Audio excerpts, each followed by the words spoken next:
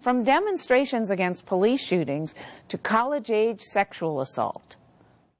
80% of sexual assaults against college students are never reported. That, according to a new Justice Department study. Researchers examined 18 years of sexual assault and rape data, comparing female students with non-students. The report also found slightly higher rates of sexual assault among 18 to 24-year-old women who were not in college. Non-students were more likely to report the assaults. For both groups, 20% of victims cited the likelihood of negative backlash as the reason why they failed to report the attack. In the final year study, 2013, there were no differences in the rate of rapes and sexual assault between the two groups. So what do we need to do to get a true picture of what's going on with sexual assault in this country? Well, we have study after study. I mean, this is a Department of Justice study that's coming out, but there have been others. Clearly, there are some issues here. And I think we need to continue to raise awareness, both of the young people on campuses, of what's at risk and what they need to do to protect themselves. But, Bonnie, we need to prosecute these things. I mean, if these are cases, they need to be taken to a criminal justice courtroom and prosecuted. And I think that helps in twofold. It puts people who are guilty of a very bad crime, they get a severe punishment, not just sent off to another college or transfer out. But secondly, we do have people making false allegations, and a criminal courtroom is a place to figure those things out. You know, a high profile, and by the way, I don't think it'll take many, one or two high profile prosecutions, I think, might act as a deterrent. Because they're all thinking they can do it. Oh, yeah. But this is difficult because we've allowed a culture to develop among the women and the men that the women are not supposed to do anything about it because their peers will not support them, and the men know nobody's going to do anything about it. So when you have to change a culture, it's much more difficult than finding a remedy, because the remedy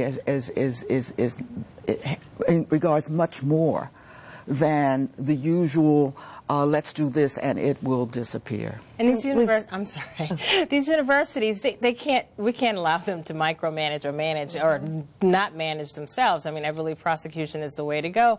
And parents can help with that. Why don't they just refer it out then? I mean, why don't they refer anyone? Because they got their own black eye. They want to protect themselves, I think, these universities. Yeah, they want to protect themselves. They want to keep the money rolling. I'm saying, why doesn't this just change right now? Like Teresa Sullivan at UVA is talking about having sort of a buddy system at these frat parties, limiting underage drinking. Come on. Well, you're 5 years old. Go to a party. This is right. I mean, look, you should know, if you're 18 years old, if you go in and you do something wrong and it's a criminal, you are going to be criminally prosecuted. That should be the threat. It should not be, oh gosh, my fraternity's going to kick me out, or we're going to pay a fine, or some stupid. But you do have to create the culture where people feel safe reporting, in light of this last case where Rolling Stone magazine had to unwind it, and then they seem to be blaming the victim, and it's all very murky. And then we've just had this Bill Cosby case where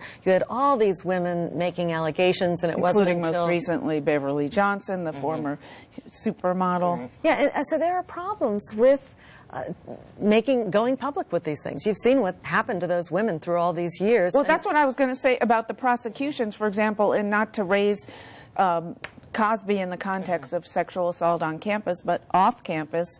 I mean, you had women who, one went to the prosecutor in Philadelphia, and he said, I believe you that something's going on, but there's not enough evidence to take it to a grand jury. Right. Yeah, I mean, it depends on what the evidence is that's available, but this is a difficult topic because, they should be prosecuted. I mean, I know it's redundant in saying it again, but, and there's no excuse for it. And reporting for women, I mean, we've talked about it a little bit in the past, but I'm still curious as to why women really aren't reporting it. Is it that they're fearful that no one's going to believe them? Is it fearful that they're going to be ostracized and, then, not going to be approached on campus? I mean, we need to get down to in the case of the UVA woman, for example, where Rolling Stone mistakenly did not consult the guy, who of course was going to deny everything. They didn't consult anybody else. Right, That's part of the problem. They had like one source. Okay, but, you know, how reliable, what guy is going to be approached and say, yeah, I did all that? Yeah, but there are other people involved. It could have been, it was shoddy journalism. It was really bad journalism. It was shoddy journalism. On the other hand, it was shoddy of Rolling Stone, in my humble opinion, Yes, I absolutely to agree. walk back so immediately instead of saying, okay, we'll go check now, we'll do a follow-up. They can't get it right. But I do agree. want to say something about rape.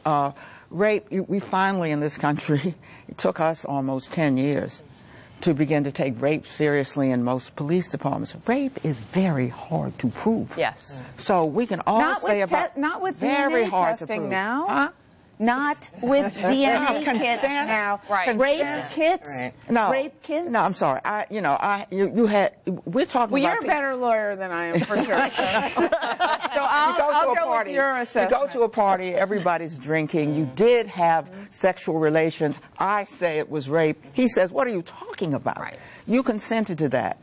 Hard to prove. That's why you need a good, high-profile case that is difficult to come by.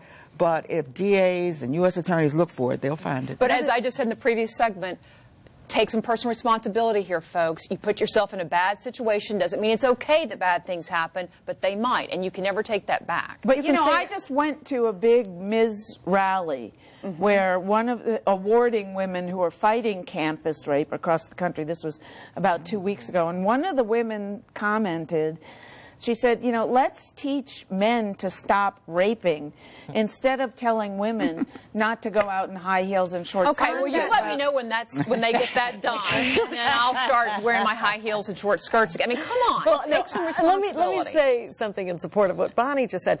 I talked to a president of a local college, and what he has done is he's got a training. It's part of orientation. He's trained his faculty, he's trained his security people, and then he said, I got to train these students and let them know, here are the protections that will be here if this happens. You know, these are the situations you can get yourself into. I think that's a great idea, because at least they're not walking in straight from high school in a vacuum where maybe it's no accident that these are happening to the kids in their freshman year. And most of them are happening. And it definitely seems like it's being treated differently, you know, because most of the rapes on campuses, they know one another. But, you know, when you're raped outside of the campus by a stranger, then they're ready to move forward with it faster. All right, behind the headlines.